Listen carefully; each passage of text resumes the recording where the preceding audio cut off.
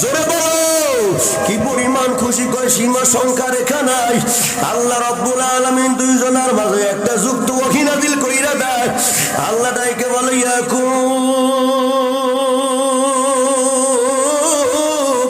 ছেলের হারাইয়া 35 বছর পরে পাইলা, ইউসুফ আব্বারে হারাইয়া 35 বছর পরে পাইলা, আজকে 35 বছর পরে পিতা পুত্রকে পাইয়া, পুত্র পিতাকে পাইয়া যেই পরিমাণ খুশি তোমরা না হইছো, আমার কোন পথ বলা বান্দা যদি আমি আল্লাহর কাছে আসে তওবা করে আর যদি বলে আমি আল্লাহ আমি আর গুনাহ করব না, আমি আর অপরাধ করব না, আমি আল্লাহ তোমাদের চাইতে 70 গুণ বেশি খুশি হইয়া যাই। আমার দিকে নজর দাও বাবাজিরা, দিলটা খালি করো। কারণ কি জানো, শয়তান এখন চাইতেছে তোমার গুনাহটা মাফ না হোক, ঠিক কিনা জোরে বলেন। শয়তান কিন্তু চাইবে আপনার গুনাহ মাফ না হোক, কারণ শয়তানের সব চেষ্টা বৃথা হয়ে যাইবে। আল্লাহর পয়গম্বর আপনাকে আমাকে জানাইয়া দেয়, ইন্নাল্লাহ আজ্জা ওয়া জাল্লা লা ইকবালু তাওবাতাল আবদি মা লাম ইউগরগির।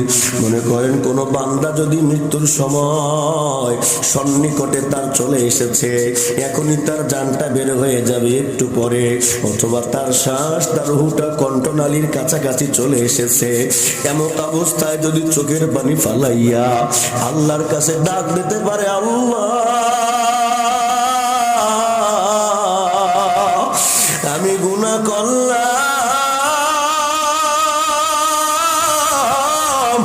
যদি হায়াত পাই আর গুনাহ করব না। আল্লাহ বলে, ওরে বান্দা আমি আল্লাহ তোরে মাফ করে দিলাম। আমার ভাইরা, আমার বন্ধুরা, আল্লাহর পয়গম্বর জানাইয়া দেয়, আল্লাহ পাক আপনাকে আমাকে ডাকে। আল্লাহ রাত্রে তার হাত দুইটা প্রসারিত করে দেয়। ও মা বোনেরা শোনো, ও বাবাজিরা শোনো, আমরা তো আলোচনা করি, চেহারার দিকে তাকাইলে বুঝতে পারি আমার হজগুলো আপনাদের কাছে আনকমন লাগতেছে, কিন্তু বুঝবেন না এটাই এখন হজ হওয়া দরকার। এখন হজগুলো তো কৌতুকের মঞ্চে পরিণত হয়ে গেছে, কি বলেন ঠিক না ঠিক? যে যত আশাইতে পারে তার তত জনপ্রিয়তা, যে যত মিথ্যা বলতে পারে তার তত জনপ্রিয়তা। আসলে ওয়াজের মঞ্চটা তো কান্নার মঞ্চ, ওয়াজের মঞ্চটা তো গুনাহ মাফ করানোর মঞ্চ, কি বলেন ঠিক না ঠিক? কিন্তু আমি জানি না আপনাদের চেহারার দিকে তাকাইলে তো গুনার জন্য কোন আফসোস নাই। কেন আফসোস হবে?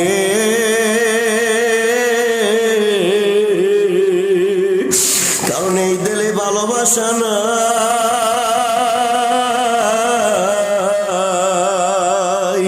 দিলের মধ্যে যদি ভালোবাসা থাকে, মহব্বত থাকে, দেখাই যাবে। একজনে পেটের ব্যথায় গড়াগড়ি খায়, কিরে তুই কেন পেটের ব্যথায় গড়াগড়ি খাও? আমার পেটের ব্যথায় অনেক উঠছে, সহ্য করতে পারি না। আর একজনে বলে, দেখ কি পেটের ব্যথাতে কি হয়েছে? কই তুই তো জানো না,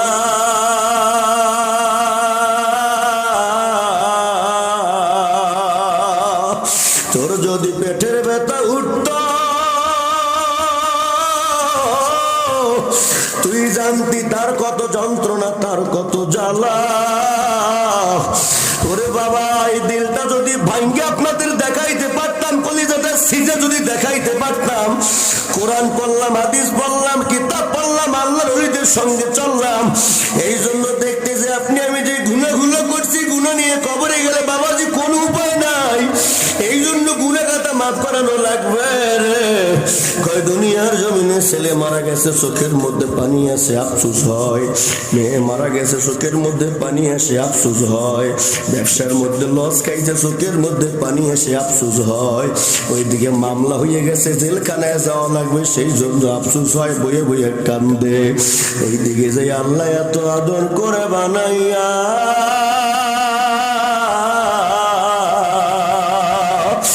যে আল্লাহ না নামত খাওয়াইয়া যে আল্লাহ পাল্ল, ওই আল্লাহর গোলামি না করে ওইদিকে যে জাহান্নামের আসামি হয়ে রইছে। এই জন্য কোনো চিন্তা নাই, কোনো চেতনা নাই, কোনো সংকল্প নাই, কোনো পরিকল্পনা নাই। কবরে গেলে কিন্তু কোনো উপায় থাকবে না। আমি আপনাদের কাছে জানতে চাই, গুনাহ খাতা মাফ করানোর দরকার আছে না নাই?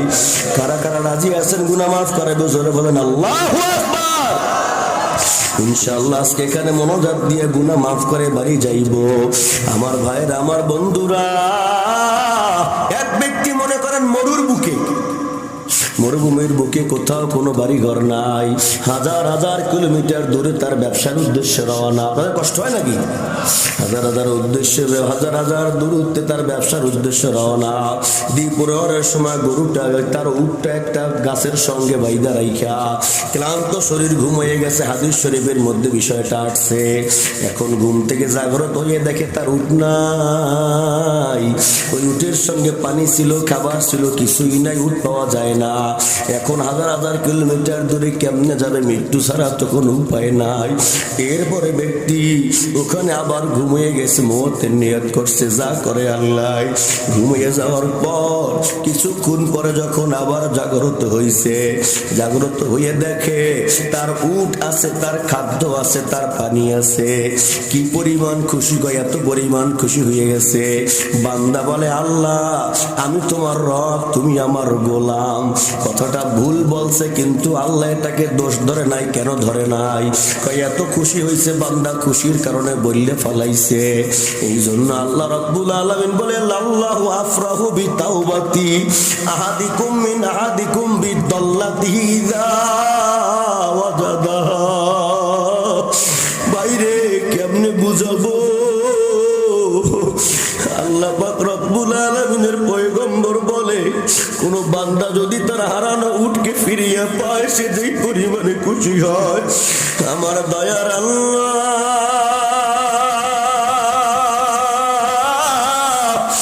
আমার মায়ার মাওলার কাছে কোন বান্দা যদি তওবা করে রে, আল্লাহ ওই হারানো উটওয়ালার চাইতো বেশি খুশি হয়। আল্লাহ রাব্বুল আলামিন তোমাকে আমাকে ডেকে বলে, ও বান্দা, ইয়া আদম ইন্নাকা মা দাউতানি ওয়া রাজাউতানি গফারতু লাকা আলা মা কানা ফিকা ওয়ালা উবালি। ও বিদ্যু বাবা গো, তোমার পায়ের উপরে হাত দিয়ে বলি, বাবা দেখো তাকাইয়া তোমার দাড়িটা পাইকে গেল, তোমার চুল পাইকে গেল। তুমি সেই দিন কেন ছোট ছিলে বাবা, আজকে বড় হইছো, বড় হওয়ার পরে দাড়ি চুল সব পাইকে গেছে। কিন্তু বাবা কই, এরপরও তো অনেককে দেখি মুখে দাড়ি নিয়েও বিড়ি খায়, মুখে দাড়ি নিয়েও টাস খেলায়, মুখে দাড়ি নিয়েও কাঁচা দেয়। কেমনি করেন বাবা আমার বুঝে আসে না। অথচ আপনার কত দাম, আপনার কত মান। শোনেন, আল্লাহ পাক রব্বুল আলামিনের পয়গম্বর বলে, আল্লাহ হাদিসে কুদসির মধ্যে জানাইয়া দেয়, কোন বান্দা যখন জীবনের গুনাহ খাতা মাফ করানোর জন্য বারবার আল্লাহর কাছে তওবা করে, বসে বসে বলে, আস্তাগফিরুল্লাহ, আল্লাহ তোমার কাছে তওবা করলাম, আল্লাহ তুমি আমারে মাফ করে দাও। আল্লাহ রাব্বুল আলামিন বলে, গফারতু লাকা, যা বান্দা আমি আল্লাহ তোর জীবনের সব গুনাহগুলো ক্ষমা করে দিলাম। আল্লাহু আকবার। আল্লাহ বলে, আলা মা কানা ফিকা ওয়ালা উবালি, আমি আল্লাহ তোকে মাফ করে দিলাম। তোর আমল নামায় তো গুনার কোনো অভাব নাই। তোর আমল নামায় জেনার গুনাহ, সুদের গুনাহ, ঘুষের গুনাহ, গীবতের গুনাহ, বেনামাজির গুনাহ, কত গুনাহ তো আছে। এরপর আমি তোরে মাফ করলাম। যদি কেউ আপত্তি করে, শোন, আমি আল্লাহ কারো কোনো পড়াই। চাচা কই যাবে? চাচা যান কই? একজন ওটা মনোজাত দিয়ে দিম সাথে সাথে, আমি আল্লাহ কিন্তু তোর এই গুনাহগুলা মাফ করে দিলাম। কত মর্যাদার কথার দিকে তাকা। আল্লাহ বলে, এ বান্দা, লাও বালাগাত জুনুবাকা, শোনো, লাও বালাগাত আনানা সামা। ও বান্দা, তোর গুনাহ যদি আসমান বরাবর হয়, কোন বরাবর? আসমান বরাবর যদি হয়, আর যদি বলো, আল্লাহ আমারে ক্ষমা কর, আমি মাফ চাই, আমি তোমার কাছে ভুল করে বসছি, তওবা করলাম। আল্লাহ বলে, গফারতু লাকা, আমি আল্লাহ তোরে মাফ করে দিলাম। যা, আলা মা কানা ফিকা ওয়ালা উবালি, আমি আল্লাহ মাফ করে দেওয়ার জন্য